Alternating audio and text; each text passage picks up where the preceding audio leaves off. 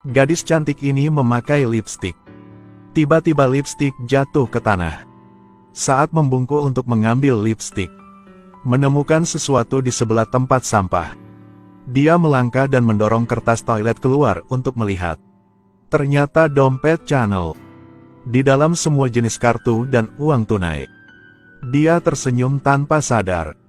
Pada saat ini, seorang wanita kaya masuk. Dia bola-balik mencari dompetnya yang hilang. Gadis itu melihat itu dan dengan cepat memasukkan dompetnya ke dalam tasnya. Wanita itu bertanya apakah dia melihat dompet hitam itu jatuh di sekitar sini. Dia pura-pura tidak melihat itu dimanapun.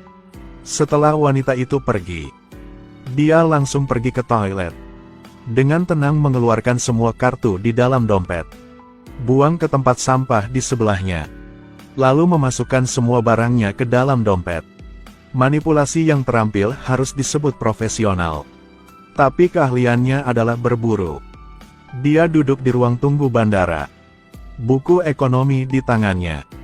Duduk santai dan menunggu mangsa muncul. Tetapi orang pertama yang meminjam kursi adalah seorang paman. Dia mengangkat kepalanya untuk mengamati sejenak. Mengatakan sudah ada yang duduk di sini.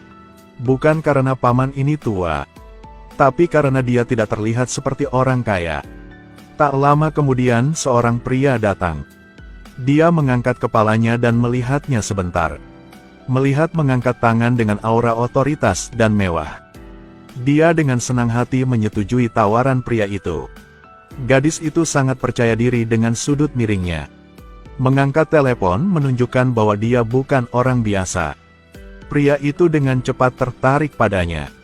Secara proaktif memperkenalkan diri sebagai Tong Chan. Dengarkan dia dari kalangan kelas atas. Dia sengaja dengan dingin menjawab, Pria ini melihat buku ekonomi yang sedang dibacanya. Jadi ambil juga buku ekonomi dan berikan padanya. Sehingga dia dapat mengambil kesempatan untuk bertemu waktu berikutnya. Tapi dia tidak menerima. Berkata dia tidak kekurangan uang, dia akan membelinya sendiri jika diperlukan. Pria itu tiba-tiba merasa sedikit kalah. Tanyakan padanya siapa namanya. Dia dengan singkat mengatakan Tipayang. Kemudian menggunakan alasan untuk pergi ke kamar mandi untuk mencari namanya. Jadi pihak lain adalah satu-satunya putra seorang Taipan Real Estate. Sedang mempersiapkan untuk kembali ke rumah untuk mengambil alih bisnis. Aura ini, cara berbicara ini, membuatnya percaya bahwa dia adalah orang kaya. Pada saat yang sama, pria ini juga mengambil telepon untuk memeriksa pendaftaran rumah tangga. Tahu bahwa gadis itu adalah satu-satunya anak perempuan dari perusahaan buah. Seorang gadis yang sangat berkualitas tiba-tiba mengakar di hatinya. Sambil makan, dia mengambil teleponnya. Mengejutkannya, ini adalah barangnya yang paling berharga. Tanpa menunggu dia sadar kembali, ponselnya dibuka olehnya. Sungguh cepat. Hubungi nomor dia sendiri. Begitu saja mendapatkan nomor telepon gadis itu. Saat bersiap-siap untuk naik ke pesawat, gadis itu tiba-tiba menerima panggilan telepon. Ternyata dia benar-benar putri seorang Taipan buah. Tapi dia anak yatim angkat. Secara nominal putrinya. Sebenarnya dia hanya diadopsi sebagai teman putri pemiliknya. Setara dengan pangkat pembantu rumah tangga. Dia bersumpah dia akan memanjat tinggi dan berubah menjadi burung phoenix. Setelah pesawat mendarat, gadis itu pergi ke hotel untuk check-in. Pada saat ini pria itu tiba-tiba muncul. Dia buru-buru mengambil daftar di tangannya. Takut dia akan melihat nama aslinya. Menyalahkannya karena mengejutkannya. Untungnya, dia tidak menemukan sesuatu yang tidak beres. Dia bahkan mengundangnya untuk makan malam. Kembali ke hotel untuk berganti pakaian yang harus sangat hemat agar mampu membelinya. Riasan teliti untuk sementara waktu. Membawa dompet branded memang membuat dia menjadi lebih mewah. Kemudian dia pergi ke restoran. Dia membuat janji dengan pria itu. Gadis yang berpura-pura menjadi dewi keluarga kaya. Pria yang berpura-pura menjadi orang kaya.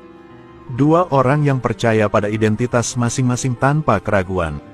Setelah beberapa saat, gadis itu berpura-pura mabuk. Ingin mendedikasikan diri dia untuk orang kaya ini. Jadi bawa dia ke kamarnya. Lalu dua orang mulai ABC eksis. Saya pikir semua orang benci melihat adegan hambar seperti itu. Jadi kita lewati bagian ini. Pagi keesokan harinya, hanya Tom yang tersisa di kamar. Staf rumah tangga tiba-tiba masuk untuk membersihkan. Ternyata gadis itu check out lebih awal. Sejak usia muda, dia bekerja di keluarga kaya. Dia tahu lebih baik dari siapapun bagaimana membangkitkan minat orang kaya. Mempertahankan rasa misteri adalah metode terbaik. Benar saja, setelah Tom tidak melihat gadis itu lagi, segera bergegas ke aula besar untuk menemukannya. Sekarang dia sudah pergi.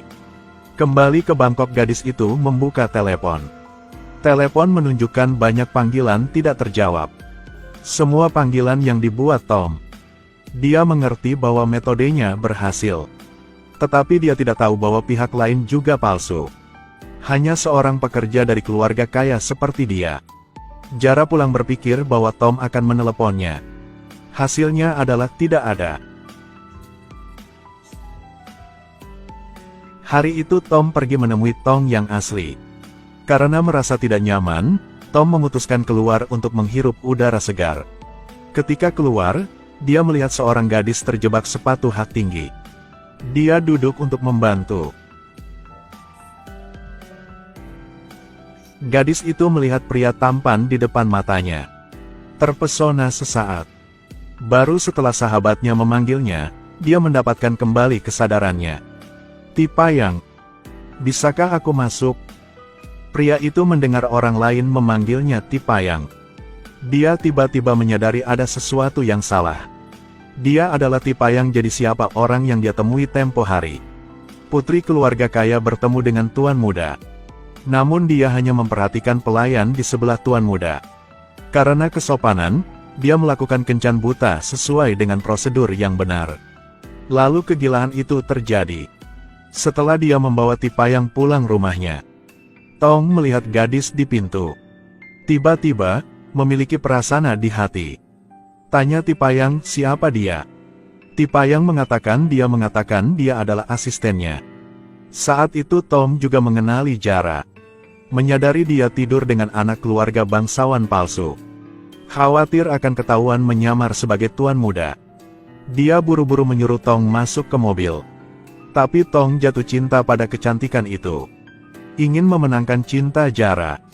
Sopir itu ketika mendengar ini, memutuskan untuk membalas dendam pada orang yang menipunya. Sudah 2 hari sejak Jara kemari dan tuan muda belum menghubunginya. Dia tidak bisa menahan diri, jadi dia menulis pesan teks. Tapi pikirkan lagi dan lagi hapus. Karena wanita cantik perlu menyimpan misteri. Dan Tom tahu Jara palsu. Sengaja meneleponnya berpura-pura mengajaknya kencan. Jelas bahwa Jara senang namun tetap bersikap arogan. Tom masih tidak mengekspos gadis psikopat ini. Mengatakan bahwa dia hanya ingin mengajaknya makan. Gadis itu pulang untuk mengambil pakaian bermerek dari lemarinya. Coba sepasang sepatu hak 10 inci. Bersiap untuk makan bersama Tom. Malam itu Tom diam-diam berpura-pura menonton akting Jara. Bahkan memujinya karena menjadi orang yang apresiatif. Pilih anggur yang pahit sekaligus manis di mulut. Jara berpura-pura bahwa dia sangat berpengetahuan. Mengatakan dia sangat terampil. Tom mendukung, orang pintar sepertimu memiliki kedudukan yang tinggi. Tidak ada yang bisa membodohimu. Tentu saja. Ketika dia terus terang ingin mengekspos Jara. Pada saat itulah pelayan memberinya tagihan untuk pembayaran. Hasilnya setelah melihat jumlah yang harus dibayar. 1 kali makan ini berharga 70 juta. Jadi mulai berakting. Pertama-tama, sangat anggun untuk mengeluarkan kartu dan menggeseknya.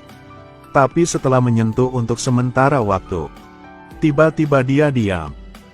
Bisakah kamu membayar dulu? Tidak masalah.